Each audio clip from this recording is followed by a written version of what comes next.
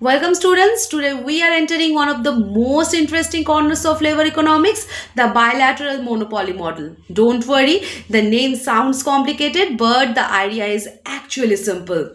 It's just like watching two powerful players negotiating in a room where no one else is invited. One buyer, one seller, and a lot of tension in between. So, what is a bilateral monopoly? In labor economics, it refers to a market where there is one employer, monopoly, and the one labor union, a monopoly of workers. In short, the employer wants to hire workers at the lowest wage possible, and the union wants the highest wage possible. It's basically an economic tug of war, but with equations. Now, let's understand how this negotiation works. The employer, being the only buyer of labor, can normally push wages down.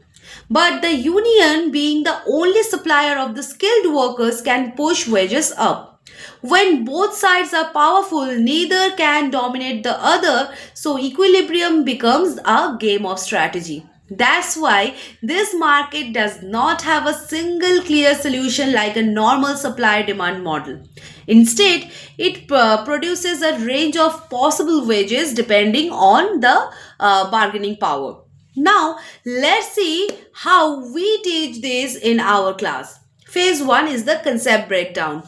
We explored the monopoly, bargaining theory, Nash solutions, and the wage determination. No scary maths, just simple logic and diagrams. By the end of this phase, even the most confused student says, Ma'am, I finally get it. Phase 2 is the graphical intuition.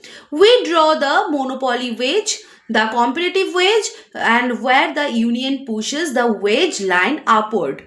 The bilateral monopoly graph is basically a battlefield diagram showing who is winning the wage argument. And now comes the phase 3, that is practical applications. We study the real examples like coal industry unions, public sector wage negotiations, and how Amazon warehouses negotiate with the labor groups. Students suddenly realize, ma'am, economics is actually gossip about companies just with graphs. And yes, this is actually true. Finally, remember, bilateral monopoly is not about finding one perfect wedge. It's about understanding the negotiation, power, and the real world labor relations. If you want a structured classes, concept clarity, and solve mathematical examples, join Dr. Shorov's classes today.